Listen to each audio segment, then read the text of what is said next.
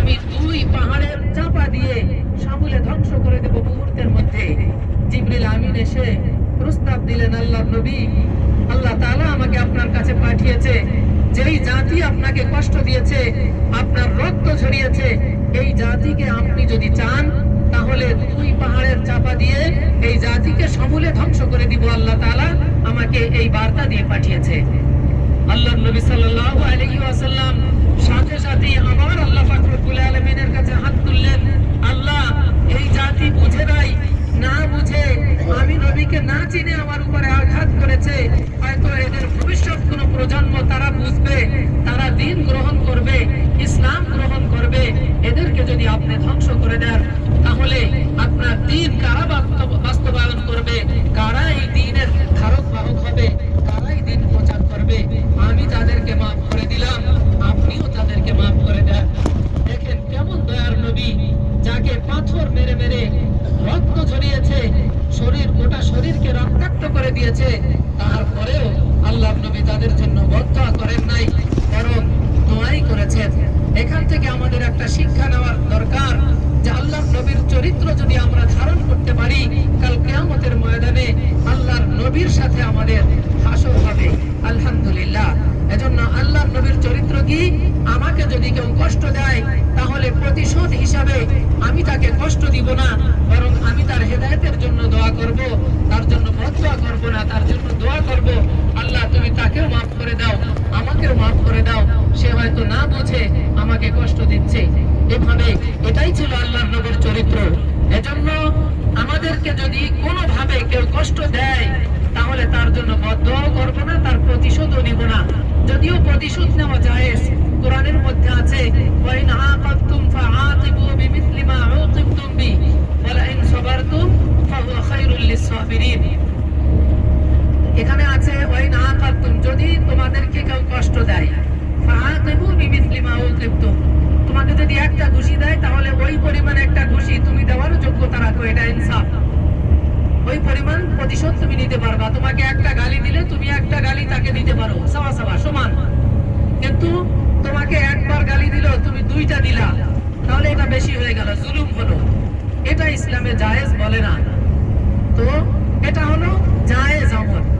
তবে এরপরে আল্লাহ বলেন ওয়ালা ইন সাবারতুম, যদি তুমি ধৈর্য ধারণ করো, তোমাকে গালি দিলে তুমি যদি প্রতিশোধ না দাও, পাল্টা গালি না দাও, বরং ধৈর্য ধারণ করো, ফাহুয়া খায়রুল লিস-সাবিরিন, এটা ধৈর্যশীলদের জন্য উত্তম আমল।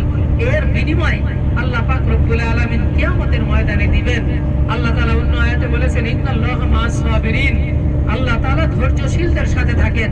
তো আমাকে যদি কেউ আঘাত করে, পাল্টা আঘাত আমি করলাম, আমি ধৈর্যশীলদের অন্তর্ভুক্ত হলাম না, আমি আল্লাহর সাহায্য পাবো না। বরং আমি যদি ধৈর্য ধারণ করি, আমি আঘাত খেয়েও আমি প্রতিশোধ না নেই, তাকে মাফ করে দেই, কাল কিয়ামতের ময়দানে আল্লাহ পাক রব্বুল আলামিনের কাছে জাযা পাওয়া যাবে, দুনিয়ায়ও জাযা পাওয়া যাবে। অবশ্য ধৈর্য ধারণ করা কঠিন, কঠিন বিধায় এর প্রতিদানটাও বেশি। তো যাই হোক, আমরা আল্লাহর প্রিয় শহরে এসেছি, এই মক্কা নগরীতে।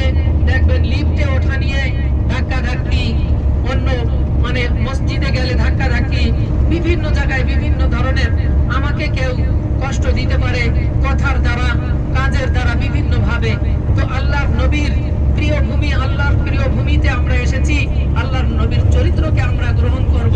আমাকে যদি কেউ অন্যায় ভাবে কষ্ট দেয়ও, আল্লাহর নবীর চরিত্রের দিকে তাকিয়ে ওই চরিত্র গ্রহণ করে আমি তাকে মাফ করে দিব, প্রতিশোধ দিব না ইনশাআল্লাহ।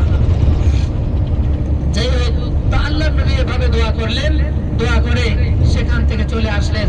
তো সেই তায়েব শহরে আমরা যাচ্ছি, আমরা ঘুরে ঘুরে যে সমস্ত দর্শনীয় জায়গাগুলি আছে আমরা দেখব, কিন্তু হালিমায়ে সাদিয়ার বাড়ি আমরা যেতে পারবো না। হালিমায়ে সাদিয়ার বাড়ি তায়েব শহর থেকে আরো প্রায় 70 কিলোমিটার দূরে।